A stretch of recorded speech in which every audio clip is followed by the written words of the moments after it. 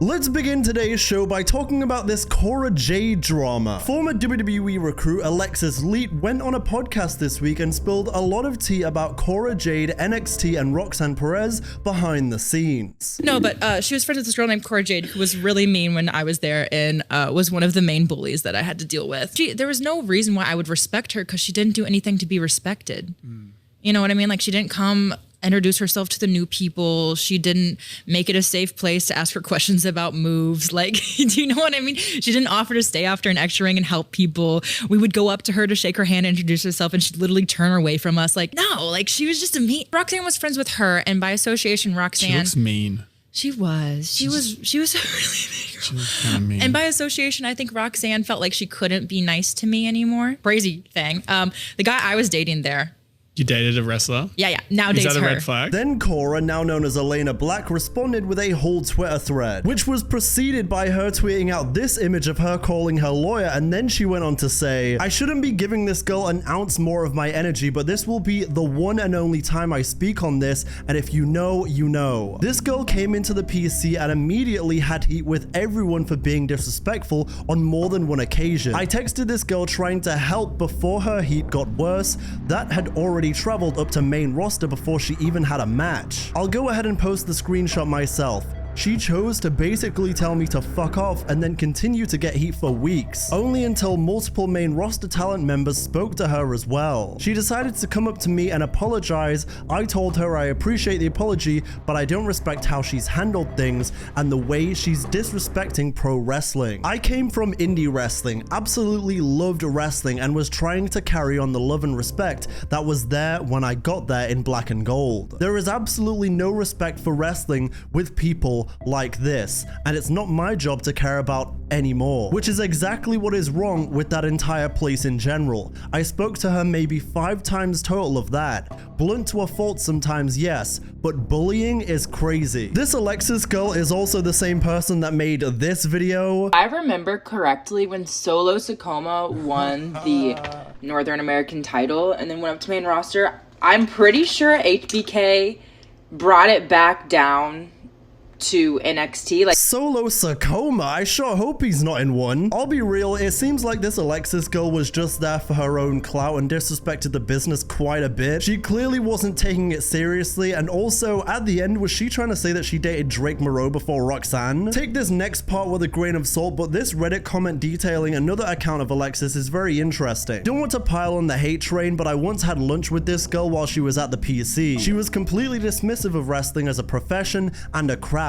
Told me that her goal was to be, quote, the next Wonder Woman, as in starring in a Wonder Woman movie. At this point, she had just been assigned to act as a manager at ringside for other talent during the Florida loops, and I asked if she was disappointed that she wasn't getting to wrestle. She rolled her eyes and said no, because wrestling is fake. She also complained about how hard the work was on her body, how many people didn't like her, and how seriously they all took it in a derisive way. Talking like this to someone you're meeting for the first time, I got the impression she wouldn't last too long. Realistically, if you come in and constantly say wrestling's fake and you're very dismissive of the business, you're always going to piss everyone off around you. It's bad enough when fans hear that from non-wrestling fans. Imagine hearing that while you're in the PC. So way to go, Alexis. Way to burn your entire bridge in WWE. Then, moving on to some more news, as I spoke about earlier this week, all signs are pointing to Chris Jericho returning to WWE when his AEW contract expires at the end of the year. It was further anchored by the Wrestling Observer speculating that he will show up in the Royal Rumble as a surprise. The only thing heard from the WWE side is that they expect him to come back to the company. Then, it was confirmed as of Monday that 3 more matches will take place at Clash in Paris. Those are Cody Rhodes versus Drew McIntyre, Solo Sikoa versus Sami Zayn, and Becky Lynch versus Nikki Bella. I cannot believe I'm gonna get to see Nikki Bella wrestle live against my GOAT. Do you understand how exciting this is for me? And listen, if you see me on the hard cam doing the Bella twirl, mind your damn business. Then, Triple H addressed whether more WWE PLEs will be expanded to 2 nights. I think time will tell, and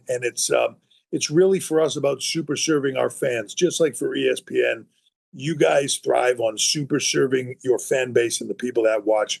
So do we. It's what we want to do. So when we can turn these into bigger events, make them destination weekends for fans, that's what we will do. And it's all about our fans, our WWE universe, and making them happy. Hey man, there's a lot that you could be doing to make your fans happy right now, and you're not doing them. Triple H also confirmed that Pat McAfee will be back at WWE WrestlePalooza. WrestlePalooza, in the home of the one and the only Pat McAfee, who's like family to us. You know, Pat will be there. He's going to light the place up. It's going to be exciting. Indianapolis. We were just there for the Royal Rumble. 70,000 fans there. It was incredible. So we're looking forward to being back there. Which, everything aside, in real life, strictly pro wrestling, Pat McAfee will add so much to that Lesnar-Cena match as he did with Reigns-Lesnar. It was also unfortunately confirmed that John Cena's final match will be taking place at Saturday Night's Main Event on December 13th. However, with SNMEs now taking place on Peacock instead of NBC, there will be no commercial breaks to ruin the moment. Cena also posted on Instagram a couple days ago this image of Seth Rollins from SummerSlam this year. You've got to wonder, will Seth Rollins be John Cena's final opponent? It's not a groundbreaking pick, but it would make sense considering the history that Cena and Rollins have if they ran it back one final time. I think given the limited dates left, we've got Lesnar, Styles, and Rollins, and then maybe that's it. Once he gets done with Logan Paul as well, I'm not sure he has enough time for other suggestions like Braun Breaker, Dom Mysterio, or even some suggesting The Rock. Which, I mean, if we're being serious, The Rock was never showing up anyway. I'm also very aware of the ESPN announcement regarding WrestlePalooza and the increased prices you need now to keep up with WWE across various platforms in America. But I'll be talking about all of that in a separate video because it hit me that I have a lot to say and there's a ton to discuss. Then, Roxanne Perez says being in the Judgment Day was the perfect way to be brought to the main roster. I think it's like the perfect way for me to come into the main roster, especially with the history they have, and I think it's like one of the biggest factions in WWE history. Like, they've been able to do so much in such a short amount of time. She is right at home in Judgment Day. I think the fit was great. She also spoke in the Chris Van Vliet interview about when she found out she was going to get a WWE tryout in 2021. I ended up winning the Ring of Honor Women's Tournament and becoming the inaugural Ring of Honor Women's Champion. And I think that got me more noticed by WWE. And then Ring of Honor went out of business. And I remember the very last taping of Ring of Honor. We were all sitting in one of the rooms watching the monitor, and I got a random call, and I answer it, and I just hear, "Is this Rock?" And I was like, "I'm sorry?" He's like, "Is this Rock? This is William Regal with the WWE." And I was like, "Oh yeah, sure, this is Rock." And he's like, "Oh, you know, we've seen a lot of your work, and we would love to have you down here for a tryout." And that was crazy. I literally just started crying immediately because I was like, oh my God, this is the call that I've always dreamt of. And it's on the last taping of Ring of Honor. Who would have thought? You know, it was like perfect timing. Yeah. Like, that is the epitome of one door closing and another one opening. Literally. Then let's talk about this Will Ospreay situation. He commented on potentially needing to adjust his style following his current injury issues. He said, quote, "I know what lies ahead and I know what's going to be coming after this. I just don't know what that looks like." People that have said after this, like, there's things that you're gonna have to say no to, and there's things that you're going to have to tone down with my style, and it's not computing in my head because I feel like I'm in good shape right now. If there's even the smallest chance that I'm not going to be the exact same afterwards, I'm just going to go in there at Forbidden Door and just be Will Ospreay for one last night. I really wish Will Ospreay all the best. It's a shame that he's going to be out for 12 to 15 months, but at least with this news, it makes a lot more sense as to why he's not in the world title match at Forbidden Door. Because if he's going to need surgery, then what's the point in giving him that crowning moment in London when you can do it in 2026? Will Ospreay also commented on his injury, saying it can't get much worse, to which the surgeon told him as well that it can't get any worse, it just needs to be corrected, so his match at Forbidden Door can go ahead. I was also shocked to learn in a similar vein that Swerve Strickland has been working with a torn meniscus since 2019 when he was in the Performance Center. It's reported that Swerve will also need surgery and was supposed to be done for now at All In, but it didn't end up happening, so he's continuing to work on, and his Okada match is this Sunday. Then Cody Rhodes said a huge chapter of his story is locked behind a wall. I would love to write a book, but an entire huge chapter is locked behind a wall, and everything I say these days when it comes to that is somehow I'm rewriting history. I'm remembering it wrong, even though the receipts are literally on social media. Stop. But every time I say anything, it's the wrong thing to say. And it hurts. Like, it hurts my heart because I'd love to tell the story.